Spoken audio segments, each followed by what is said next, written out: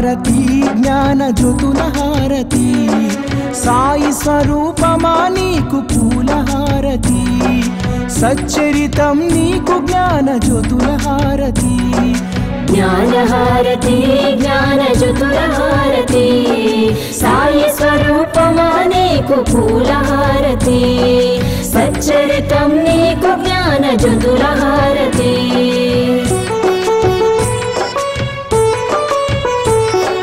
నిత్యం నీ లీలా పఠనంలో మేముంటాము నీ మధుర వచనాలతో మైమరచిపోతాము నీ తోడుగా భక్తి ప్రేమలను పెంచుకున్నాము పాలో వెలిగిన జ్ఞాన జ్యోతులతో హారతి జ్ఞాన హారతి జ్ఞాన జ్యోతుల హారతి సాయి స్వరూపమా నీకు పూల హారతి సచ్చరితం నీకు జ్ఞాన జ్యోతుల హారతి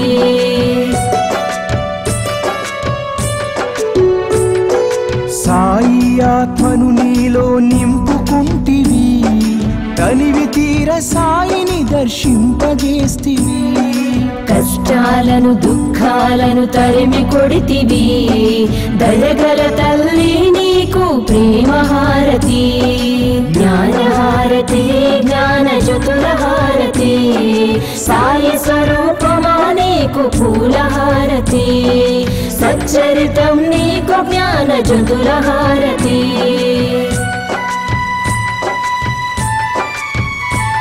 మా కర్మలన్నీ తొలగించి కరుణించినావమ్మ శాంతి సౌఖ్యాలను అందించినావమ్మ జీవన నావను దరి చేర్చిన నీకు కర్పూర హారతితో నీరాజనం జ్ఞాన హారతి జ్ఞాన జ్యోతుల హారతి సాయి స్వరూపమా నీకు పూల హారతి సచ్చరితం నీకు జ్ఞాన జ్యోతుల హారతి జ్ఞాన హారతి జ్ఞాన జ్యోతుల హారతి సాయి స్వరూపమా నీకు పూల హారతి సచ్చరితం నీకు జ్ఞాన జ్యోతుల హారతి మనందరం కూడా బాబా దగ్గరికి వచ్చిన తర్వాత సంస్కరించినటువంటి వారు ఎవ్వరూ ఉండరన్నమాట. ఖచ్చితంగా బాబా వద్దకు రాకముందు వచ్చిన తర్వాత మన ప్రవర్తనలో మన సంస్కారంలో చాలా మార్పు ఉంటుంది. సద్గురువు ఏం చేస్తాడంటే ఒక భక్తుడు తన వద్దకు వచ్చినటువంటి వాళ్ళు ప్రతి ఒక్కరికి కూడా ఒక కాంక్ష ఉంటుంది. మనం పనిచేస్తున్నటువంటి రంగంలోనో లేకపోతే మనం ఉన్నటువంటి సమాజంలోనో మనకు పేరు ప్రఖ్యాతలు ఒక గొప్ప స్థానం మనకు ఉండాలని చెప్పి ప్రతి ఒక్కరం కూడా భావిస్తాం. అయితే ఈ పేరు ప్రఖ్యాతలు అనేటువంటివి రెండు మార్గాల ద్వారా వస్తాయి. అక్రమమైనటువంటి మార్గం ద్వారా పేరు ప్రఖ్యాతలు వస్తాయి, సక్రమమైనటువంటి మార్గం ద్వారా పేరు ప్రఖ్యాతలు వస్తాయి. ఇప్పుడు ఒక వ్యక్తి ఒక రంగంలో ఉన్నాడంటే ఆ రంగంలో తను పేరు ప్రఖ్యాతలు సంపాదించడానికి మనిషిగా ప్రయత్నం చేస్తే అనేక అక్రమ మార్గాల ద్వారా పేరును ప్రఖ్యాతను సాధించాలి, షార్ట్ కట్స్ వెతుకుతాడు. అడ్డదారులా ఎట్లా రాత్రికి రాత్రి పేరు సంపాదించాలి, ధనం సంపాదించాలి, ఖ్యాతిని సంపాదించాలని చెప్పి వెతుకుతాడు. అదే సద్గురువును ఆశ్రయించినటువంటి భక్తుల పరిస్థితి ఎలా ఉంటుందంటే నీకు ఏ రంగంలో అయితే నీకు ఆసక్తి ఉందో ఆ రంగంలోనే సక్రమమైనటువంటి మార్గంలో నీ ఆసక్తిని బట్టే సద్గురువు యొక్క అనుగ్రహం ఉంటుంది. నీకు ఏ ఆసక్తి ఉందో ఆ ఆసక్తిని సక్రమమైనటువంటి మార్గంలో నీకు అందించి నువ్వు ఏ పేరు ప్రఖ్యాతులైతే కోరుకుంటావో దాన్ని సద్గురువు అనుగ్రహించేస్తాడు. ఇది ఎట్లా, ఎవరి జీవితాల్లో ఇది మనం చూడాలి? మనము బాబాతో సహచర్యం చేసినటువంటి భక్తుల యొక్క జీవితాలను చూస్తే అది మనకు చాలా స్పష్టంగా అర్థమవుతుంది. ముఖ్యంగా బాబా భక్తులు అనగానే మనకు చాలామందికి బాగా గుర్తొచ్చేటువంటి పేరు దాస్గన్ మహారాజ్. దాస్గన్ మహారాజ్ పేరు తెలియనటువంటి వారు ఎవ్వరు ఉండరనమాట. మిగతా భక్తులందరి పేర్లు చాలామందికి తెలియకపోవచ్చు, కానీ దాస్గన్ మహారాజ్ గారి యొక్క పేరు ప్రతి ఒక్కరికి గుర్తే. ఎందుకనంటే బాబా యొక్క తత్వాన్ని అద్వితీయమైనటువంటి కీర్తనల ద్వారా దాస్కన్ మహారాజు ఆ రోజు దేశమంతా కూడా ప్రచారం చేశారు. అంతేకాదు ఈరోజు చాలామంది చదివేటువంటి స్తవనమంజరి కానీ, హారతి పాటల్లో ఉన్నటువంటి హారతులు కానీ, షిర్డీమాజే పండరిపుర కానీ, లేకపోతే సాయి రెహమ్ నజర్ కర్నా కానీ, ఇవన్నీ కూడా దాస్కన్ మహారాజు గారు రాసినటువంటి పాటలు అని చెప్పి చాలామందికి తెలుసు. ఇంకొకటి మన పైన సినిమా ప్రభావం కూడా ఉంటుంది. సినిమా మొత్తము గుర్తుండదు చాలామందికి. షిర్డీ సాయిబాబా సినిమా చూసిన వాళ్ళకు ఏ సీన్ గుర్తుంటుందంటే బాబా పాదాల నుండి గంగా జమున వచ్చినటువంటి ఆ సీన్ మాత్రమే చాలామందికి గుర్తుంటుంది. తద్వారా దాస్కన్ మహారాజ్ అందరికీ కూడా సాయి భక్తులకు సుపరిచితుడు. మరి ఇంతకుముందు మనం మాట్లాడుకున్నట్టు దాస్కన్ మహారాజు కూడా ఒక ఆసక్తి ఉండేది. పేరు ప్రఖ్యాతలు సంపాదించాలనేటువంటి ఆసక్తి ఉండేది. బాబా వద్దకు రాకముందు దాస్కన్ మహారాజ్ గారు లావణీలను రాసేవారు. లావణీలు అంటే తమాషాలు. ఇప్పుడు మనం చాలా సినిమాల్లో టీవీల్లో చూస్తుంటాం. జబర్దస్త్ లాంటి వాటికి భూతుతో కూడినటువంటి మాటలు ఉంటాయి కదా, అటువంటి మాటల రచయితగా బాగా పేరు ప్రఖ్యాతలు సంపాదించుకోవాలని చెప్పి దాస్కన్ మహారాజ్ గారు మొదట చేసినటువంటిది లావణీలను రచించేటువంటి వాడు. ద్వంద్వార్థాలతో కూడినటువంటి నాటకాలు. పోలీస్ కానిస్టేబుల్గా కూడా పనిచేసేవాడు. తనకు ఒక ఫౌజ్దార్ కావాలనేటువంటి కోరిక ఉండేది. దాస్కన్ మహారాజ్ గారు ఎంత బిజీ అంటే, ఎక్కడైనా తిరునాళ్ళు జరిగేటువంటి సీజన్ ఉందంటే దాస్కన్ మహారాజ్ గారి దగ్గరికి కూర్చొని లావణీలు రాయించుకోవడానికి ఉదయం 4 గంటల నుంచే లైన్లు కట్టి కూర్చునేటువంటి వాళ్ళు, నాటకాల వాళ్ళు. అదే దాస్కన్ మహారాజు బాబా వద్దకు వచ్చిన తర్వాత తన ప్యాషన్ ఏమిటి? పేరు ప్రఖ్యాతలు సంపాదించాలి, రచయిత. బాబా ఏం చేశాడు? అలా సక్రమమైన వక్ర మార్గంలో ఉన్నటువంటి దాస్కన్ మహారాజును సక్రమమైనటువంటి మార్గంలో ప్రవేశించాడు. గను నువ్వు చేయాల్సినటువంటి పని అది కాదు, నువ్వు చేయాల్సినటువంటిది మరొకటి ఉందని చెప్పి దాస్కన్ మహారాజ్ గారిని ఆయన వద్దకు పిలిపించుకొని దాదాపు 1000 మందికి పైగా సత్పురుషుల యొక్క చరిత్రలను దాస్కన్ మహారాజ్తో రచింపజేశారు బాబా.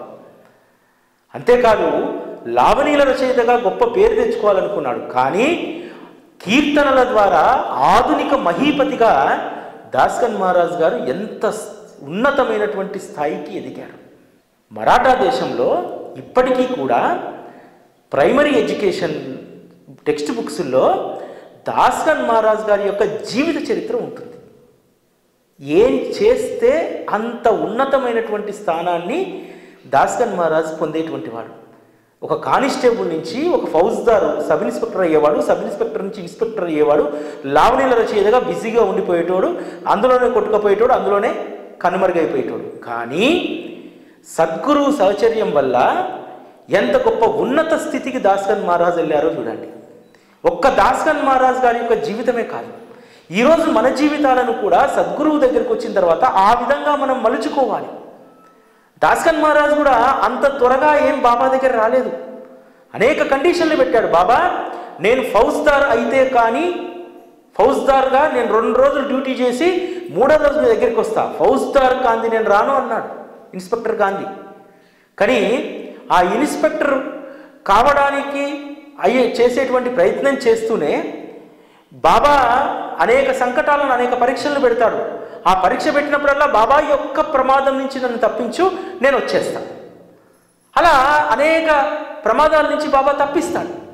అయినా సరే రావడానికి దాస్కన్ మహారాజుకు మనస్సు అంగీకరించింది. ఒకరోజు దాస్కన్ మహారాజు, నానాసాహెబ్ చందోర్కరు, బాబా ముగ్గురు కూర్చొని ఉంటారు.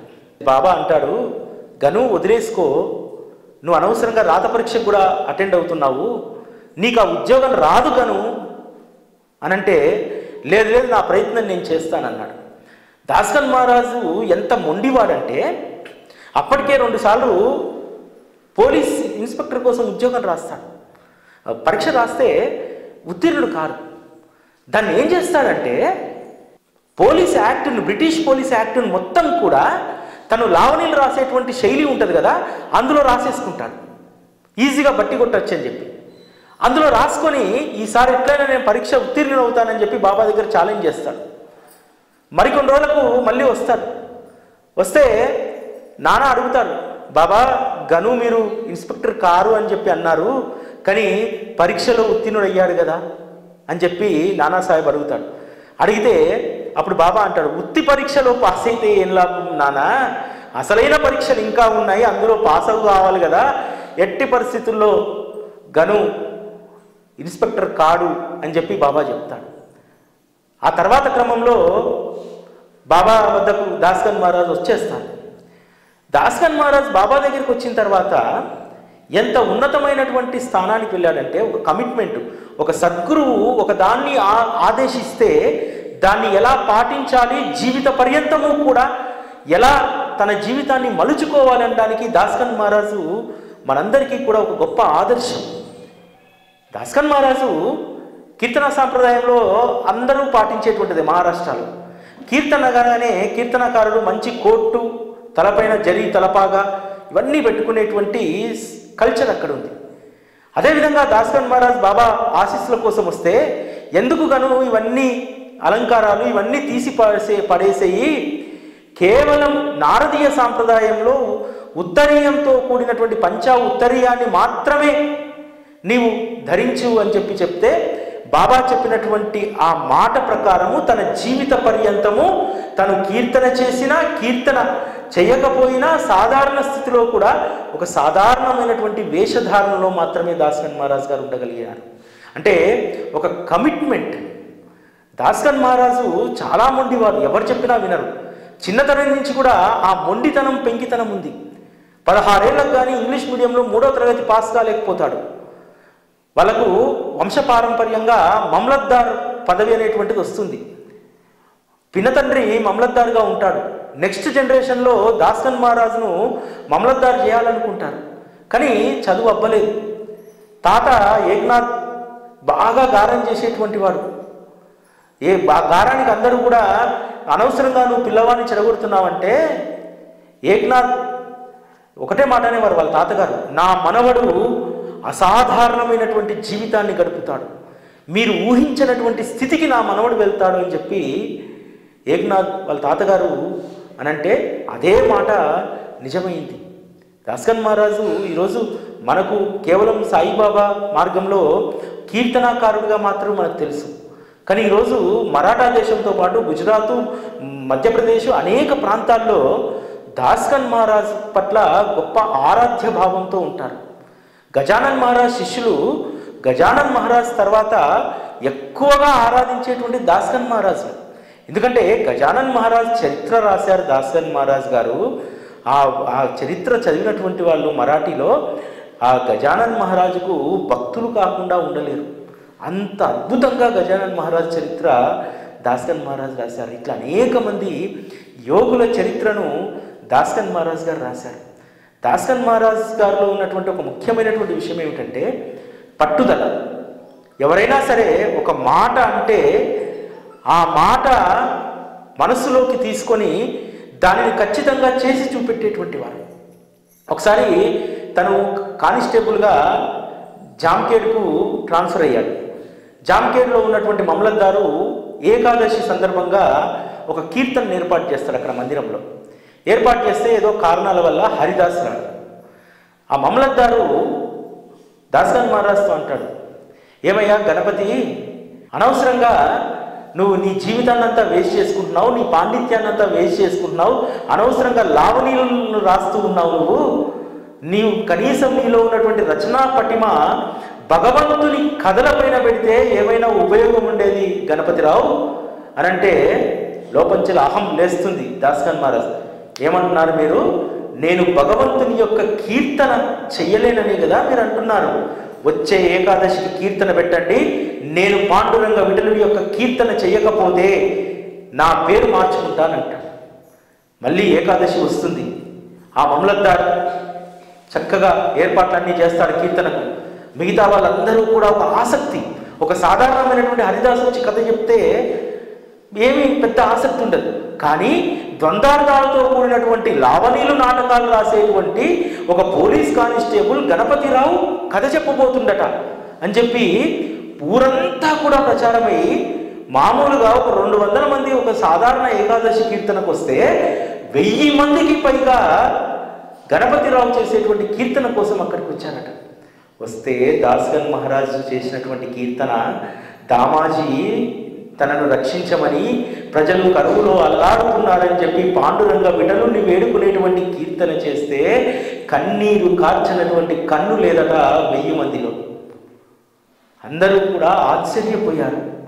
అరే, ఒక లావణీల రచయిత పక్షం రోజుల్లో ఎట్లా పాండురంగ విఠలుడి యొక్క కథాగానాన్ని నేర్చుకున్నాడు, ఎట్లా అధ్యయనం చేశాడు అని చెప్పి అందరూ ఆశ్చర్యపోయారు. అంటే ఒక పట్టుదల. ఆ తొలి కీర్తన అదే. లావణీలో కాకుండా దాస్కన్ మహారాజ్ గారు పాండురంగ విఠలుడి పైన చేసినటువంటి తొలి కీర్తన తన జీవితంలో జామ్కేట్లో చేశాడు. అంత పట్టుదల కలిగినటువంటి మనిషి. ఇంకొకటి, దాస్కన్ మహారాజ్కు ఈ ఆడంబరమైనటువంటి భక్తి, ఆడంబరమైన పాండిత్య ఆడంబరాన్ని ప్రదర్శించడం దాస్కన్ మహారాజ్ గారికి ఇష్టం ఉండదు. ఎవరైనా సరే ఇట్లా ఆడంబరాన్ని ప్రదర్శిస్తుంటే చాలా వ్యంగ్యంగా వారిని విమర్శించేటువంటి వారు. ఒకరోజు దాస్కన్ మహారాజ్ దగ్గర ఉన్నటువంటి శిష్యుడు అడుగుతారు, మహారాజ్, బాబా చెప్పాడు కదా, శాస్త్రం కూడా చెప్తుంది కదా, మనం ఎవరిని కూడా విమర్శించకూడదని, ఎవరిని మనం మనసు నొప్పించరాదని, మీరేమో అందరినీ మొహం మీదనే అనేస్తారు, అది ఇబ్బంది కదా అని అంటే ఒక మాట చెప్తారు దాస్కన్ మహారాజ్, రే, నేను నడిచే మాట్లాడే చీపురు లాంటి వాటిరా, పూజా గదిలో బూజు పడితే చీపురుతో దుల్పమా, పూజా గది అశుభ్రంగా ఉంటే శుభ్రం చేసుకోమా చీపురు కట్టతోటి, నేను చేస్తున్నటువంటి పని కూడా అదే. ఈ ఆధ్యాత్మిక మార్గంలో ఆడంబరం అనేటువంటి చెత్తను నేను ఊడుస్తున్నాను చీపురు పట్టుకొని అని అన్నాడు. అంటే ఎంత గొప్ప సంస్కారం. అందుకనే రాసుకున్నాడు దాస్కన్ మహారాజ్ గారు రెహమ్ నజర్ కర్నాలో ఎంత అద్భుతమైనటువంటి మాట రాసుకున్నాడు. అప్పునే మసీదు కా జాడు గను హే, జాడు గను హే, బాబా నేను నీ మసీదును ఊడ్చేటువంటి చీపురు లాంటి వాడిని అని చెప్పి రాసుకున్నాడు. గొప్ప రచయిత, కీర్తనాకారుడు బాబా ముందు తన పాత్రను తాను ఒక చీపురు కట్టతోటి వర్ణించుకున్నాడు. చీపురు కట్టగా నేను నీ మసీదును చిమ్మేటువంటి చీపురుగానే ఉంటానని చెప్పి దాస్కన్ మహారాజ్ యొక్క సంస్కారం అంత గొప్పది. ఒకసారి ప్రతి కార్తీక ఏకాదశికి కీర్తన చేస్తానని చెప్పి నియమం పెట్టుకున్నాడు. ఎందుకని అంటే పాండురంగ విఠలుడి పైన తనకున్నటువంటి ప్రేమ భక్తి అలాంటిది. పండరీపురం అనగానే వాక్కారి సాంప్రదాయము, అనేక మంది కీర్తనాకారులు వచ్చి అదే రోజు అక్కడక్కడ కీర్తనలు చేస్తూ ఉంటారు. దాస్కన్ మహారాజు ఎక్కడైతే కీర్తన చేస్తారో అక్కడ జనాలు కిక్కిరిసి పోయేటువంటి వాళ్ళు. అట్లా జనం ఇక్కడేమో పెరుగుతున్నారు, మిగతా కీర్తనల దగ్గర జనం ఉండట్లేదు. ఆ లోకల్గా ఉన్నటువంటి కీర్తనాకారులకు ఒక అసూయ ద్వేషం దాస్కన్ మహారాజు పైన పెరిగిపోయింది. ఏం చేస్తారంటే, ఇప్పటి కూడా బాగుంటే మీరు పండరీపురంలో పందులు ఎక్కువగా ఉంటాయి. శ్రీ మహావిష్ణు అవతారం వామన అవతారం కాబట్టి పందులు కూడా ఎక్కువగా ఉంటాయి. వీళ్ళందరూ కూడా ఒకరోజు కీర్తన జరుగుతుంటే పందులన్నింటినీ తరుముకుంటూ దాస్కన్ మహారాజ్ కీర్తన వైపు, అక్కడ జరుగుతున్న వైపు తరిమేస్తారు. పందులన్నీ వచ్చి జనంలోకి చొరబడితే అందరూ చెల్లాచెదరవుతుంటే దాస్కన్ మహారాజు కీర్తన ఆపి చెప్తారు, మీరేమీ కంగారు పడకండి, వాటికి ఎంత అదృష్టం కలిగిందంటే ఇక్కడ ఉన్నటువంటి ఈ పందులన్నీ కూడా నిన్న రాత్రి పాండురంగ విఠలుని ప్రార్థించాయి. ఏమని ప్రార్థించాయి? పాండురంగ, మాకు కీర్తన వినేటువంటి అవకాశం ఇవ్వు, మేము కీర్తన వినాలి అని చెప్పి అవి ప్రార్థించాయి. మేము చేసేటువంటి పని ఇతరులకు అప్పగించు అని చెప్పి అన్నాయి.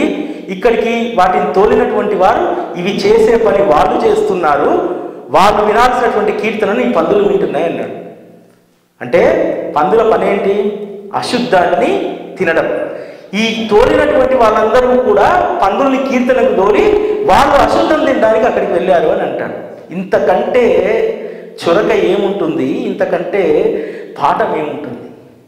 అంటే గొప్ప చతురత కలిగినటువంటి వారు దాస్కన్ మహారాజ్ గారు. కానీ అంత గొప్ప కీర్తనాకారుడిగా పేరు సంపాదించాడు. ఎక్కడైనా సరే కీర్తన జరుగుతుంటే, సపోజ్ ఇప్పుడు మన ప్రాంతంలో కీర్తన జరుగుతుంది అనుకోండి దాస్కన్ మహారాజ్ గారిది, అక్కడ ఉన్నటువంటి వాళ్ళందరూ కూడా బంధువులను అందరినీ కూడా ఇంటికి పిలిపించుకునేటువంటి వారు. 2 రోజులు 3 రోజులు కీర్తన జరిగితే ప్రతి ఇంట్లో కూడా 15-20 మంది బంధువులు ఉండేటువంటి వారు దాస్గన్ మహారాజ్ కీర్తన వినడానికి. అంతగా ఆ కీర్తన ప్రభావితం చేసేది. అంతేకాదు సంస్థానాధీశులు దాస్గన్ మహారాజ్ గారి యొక్క కీర్తన పెట్టించుకోవాలి, ఒక సప్తాహం చేయించుకోవాలని చెప్పి ముందు నుంచే ఆ డేట్ల కోసం ఎదురు చూసేటువంటి వారు. అయితే ఒక సంస్థానంలో దాస్గన్ మహారాజ్ గారు కీర్తన చేస్తారు. ఆ సంస్థానాధీశునికి మంత్రులు వీళ్ళందరూ కూడా ఒక విషయం చెప్తారు. దాస్గన్ మహారాజ్ అంటేనే ఒక్క దమ్మిడి కూడా కీర్తన చేసినందుకు ఎవరి దగ్గర రూపాయి తీసుకోడు.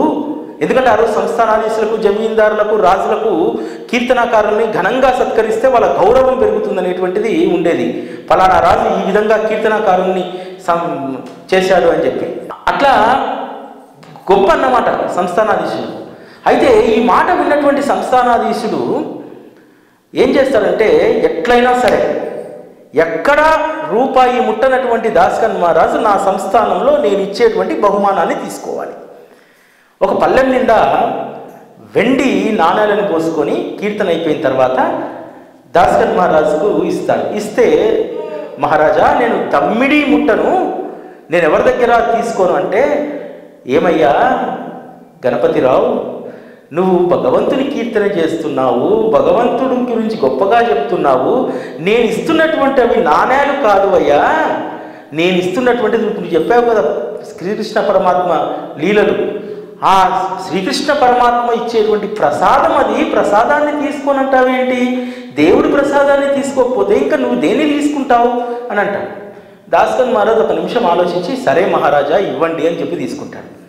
మహారాజు అనుకుంటాడు, అబ్బయ్యా నేను బ్రేక్ చేసేసా, ఏమైంది పేరు దాస్గన్ మహారాజ్కు రూపాయి కూడా తీసుకోడు కీర్తన చేస్తానేటువంటిది కదా, అబ్బా నేను బ్రేక్ చేసేసా అంటాడు.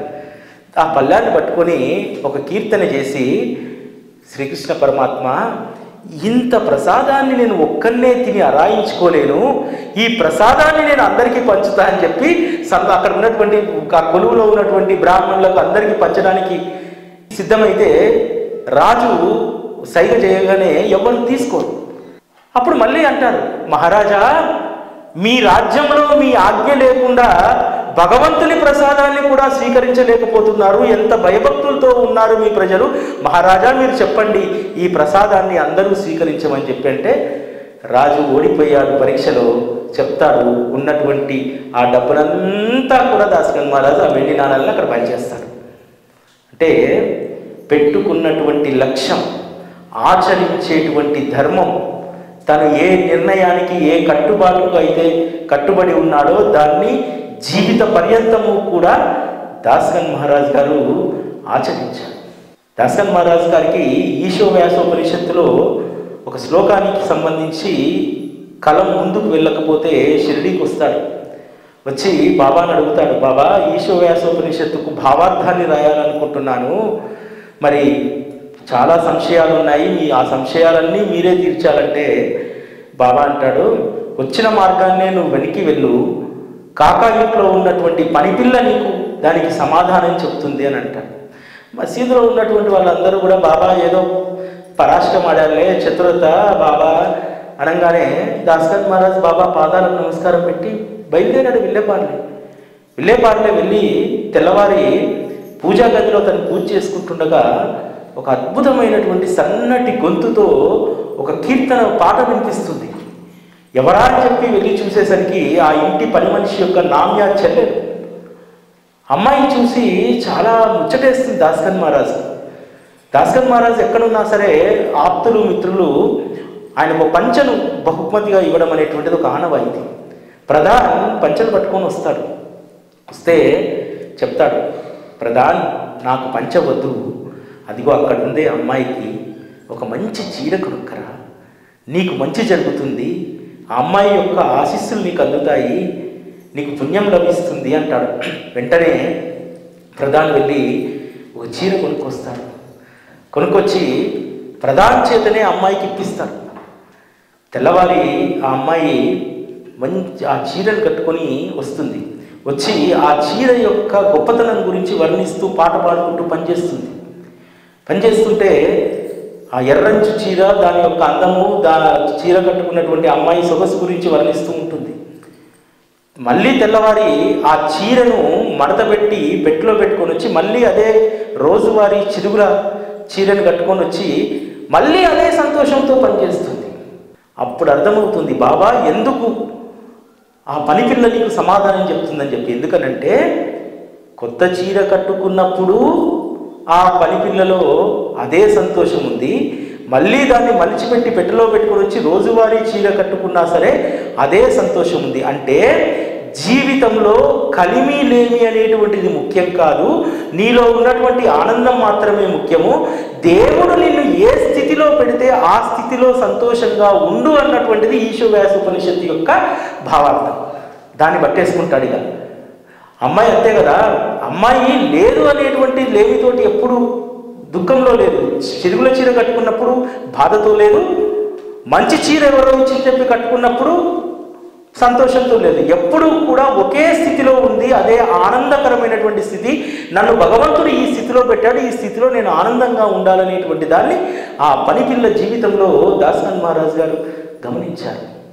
ఈశోవ్యాస ఉపనిషత్తుకు అసలైనటువంటి భావార్థాన్ని దాంతో రాయడం ప్రారంభించారు. భగవంతుడు మనల్ని పెట్టినటువంటి స్థితిలో మనం ఆనందంగా ఉండాలి అనేటువంటి దాన్ని దాసనాథ్ మహారాజ్ గారు అద్భుతంగా అక్కడ గ్రహించారు. ఇట్లా బాబా మార్గంలో దాసనాథ్ మహారాజ్ గారిది ఒక ప్రత్యేకమైనటువంటి స్థానం. నిజంగా ఆయన ఎంత గొప్ప మనస్తత్వం అంటే, పోలీస్ ఉద్యోగం వదిలేసి వచ్చిన తర్వాత బాబాని అడుగుతాడు, బాబా మొన్నటిదాకంటే ఉద్యోగం ఉంది, ఇప్పుడు పెన్షన్ ఎంత వస్తుందో రాదో తెలియదు, మరి నన్ను ఎవరు పోషిస్తారు బాబా, నా జీవితం ఏమిటి బాబా అంటే, బాబా అంటాడు, గను నేను నిన్ను పోషిస్తానంటాడు. కానీ దాసనాథ్ మహారాజు రిటైర్ అయిన తర్వాత కొంత డబ్బులు వస్తే ఓ పొలం కొంటాడు, ఆ పొలంలో కౌలుకిస్తే వచ్చినటువంటి డబ్బుతోటి తన జీవితం అంతా గడుపుతాడు. గడపడమే కాదు, అనేక మంది పిల్లలకు విద్యాబుద్ధులు చెప్పించడానికి ఆ ధనాన్ని ఉపయోగిస్తాడు. బాబాతో ఏమన్నాడు, బాబా జీతం రాదు కదా, నా జీవితం ఎట్లా, నా బ్రతికెట్లా అంటే నేనున్నా గను అని అన్నాడు. కానీ బాబా పైన కూడా ఆధారపడకుండా తన పొలంలో వచ్చినటువంటి కౌలు డబ్బులు తను మాత్రమే ఖర్చు పెట్టుకోవడం కాదు, ఎందుకంటే తనకేం పెద్ద ఖర్చు ఉండేటువంటిది కాదు. కీర్తనలు చేయడానికి రైళ్లలో ప్రయాణించేటువంటి వాడు దాసనాథ్ మహారాజు. అనేక మంది రైల్వే స్టేషన్ల పక్కన పిల్లలు ఉంటే ఎవరికైతే ఆసక్తి ఉందో ఎక్కడికైనా కీర్తనకు పోయి వస్తుండ్రంటే, నాందేడ్లో ఉన్నటువంటి దాసనాథ్ మహారాజు ఆశ్రమంలో ఇంకొక నలుగురికి ఈరోజు భోజనం ఎక్కువగా రెడీ చేయాలి, మహారాజ్ అంటే మరో 4 పిల్లలు వస్తారని చెప్పి 4గురికి ఎక్కువగా భోజనం రెడీ చేసేవారట. అనేక మంది అనాథ పిల్లలను చేరదీసి గొప్ప కీర్తనాకారులుగా దాసనాథ్ మహారాజ్ చేయడం జరిగింది. దాసనాథ్ మహారాజ్కు ఒకటే కూతురు, దామోదర్ అత్తేవాలే అని చెప్పి ఒక కుర్రవాడు నర్మదా నది తీరాన దొరికితే ఆ కుర్రవాడిని కన్న కొడుకు వలె పెంచి విద్యాబుద్ధులు నేర్పించి దాసనాథ్ మహారాజ్కు రాయడం అంటే చిరాకు. రాయడు, ఆసువుగా చెప్తూ ఉంటాడు. దాసనాథ్ మహారాజు ఆసువుగా చెప్తూ ఉంటే దామోదర్ అత్తేవాలే రాసేవాడు. ఒక కన్న కొడుకు వలె అత్తేవాలేను చూసుకున్నాడు, అత్తేవాలే కూడా దాసనాథ్ మహారాజ్ గారిని అలానే చూసుకున్నాడు. ఒకనొక సందర్భం వస్తుంది, దామోదర్ నాకు ఒక కూతురు ఉంది, కూతుర్ని పెళ్లి చేసుకుంటావా అని అడుగుతాడు దాసనాథ్ మహారాజు. వెంటనే దామోదర్ అత్తేవాలే కాళ్ళ మీద పడి, మీరు నాకు తండ్రి సమానులు, చెల్లెలు పెళ్లి చేసేటువంటి బాధ్యత నాది, నేను ఆ బాధ్యత తీసుకుంటాను అని చెప్పి వారి పాదాల మీద పడి దగ్గరుండి దాసనాథ్ మహారాజ్ గారి యొక్క కూతురు వివాహాన్ని అత్తేవాలే చేయిస్తారు. అంటే ఒక ఎమోషన్స్, ఒక గొప్ప సంస్కారాలు బాబా మార్గంలో వస్తాయన్నమాట. ఏముంది, బిడ్డను పెళ్లి చేసుకోమని చేసుకోవచ్చు, అత్తేవాలే ఏం కన్న కొడుకు ఏం కాదు కదా. కానీ దాసనాథ్ మహారాజ్ దగ్గర ఆయన పొందినటువంటి అనుభూతి, ఒక తండ్రి ఎలా అయితే కొడుకును ప్రయోజకుని చేస్తారో దాసనాథ్ మహారాజు ఒక్క దామోదర్ అత్తేవాలనే కాదు, అనేక మంది పిల్లవాళ్లను గొప్ప సంస్కారాలు కలిగినటువంటి వారిగా తీర్చిదిద్దారు. ఇది ఒక్క బాబా మార్గంలో మాత్రమే ఇది సాధ్యం. హారతి సాయిబాబా రాసినటువంటి మాధవడ్కర్ కొడుకును చదివించుకోలేకపోతుంటే వాడిని నేను చదివిస్తానని చెప్పి దాసనాథ్ మహారాజు అడ్కర్ కొడుకును చాలా ఉన్నతమైనటువంటి చదువులను చదివిస్తాడు. అది బాబా మార్గంలో ఉంటే వచ్చేటువంటి గొప్ప సంస్కారాలు. ఈ సంస్కారాలను నేర్చుకోవడానికి మనం బాబా దగ్గరికి రావాలి. బాబా గురించి ఓం సాయి శ్రీ సాయి సాయి జయ జయ సాయి అంటే కాదు. ఆ రోజు భక్తులు ఎట్లా బాబాను అనుసరించారు, ఏ విధంగా వాళ్ళు సంస్కారాలను పెంపొందించుకున్నారు బాబా దగ్గరికి వచ్చి, వీటిని మనం నేర్చుకోవాలి. ఎందుకంటే మామిడి చెట్టు గొప్పతనాన్ని ఎట్లా చెప్తాం? చెట్టును ఆలింగనం చేసుకుంటే తెలుస్తుందా? చెట్టు కింద కూర్చుంటే తెలుస్తుందా? ఆ చెట్టుకు పండినటువంటి పండును తింటే మామిడి చెట్టు యొక్క గొప్పతనం తెలుస్తుంది. బాబా గొప్పతనం తెలవాలంటే బాబా నీడను బ్రతికినటువంటి అనేక మంది భక్తుల జీవితాలను మనం తెలుసుకుంటే బాబా యొక్క గొప్పతనం, బాబా యొక్క మాధుర్యాన్ని మనం తెలుసుకోగలుగుతాం. ఊరికే భజన చేస్తే ఏమీ తెలుసుకోలేము. కాబట్టి అటువంటి ప్రయత్నాన్ని అందరం చేయాలి. బాబా మార్గంలో చేస్తేనే అప్పుడు తెలుస్తుంది బాబా యొక్క గొప్పతనం. శ్రీ సచ్చిదానంద సద్గురు సాయినాథ్ మహారాజ్ కీ జై.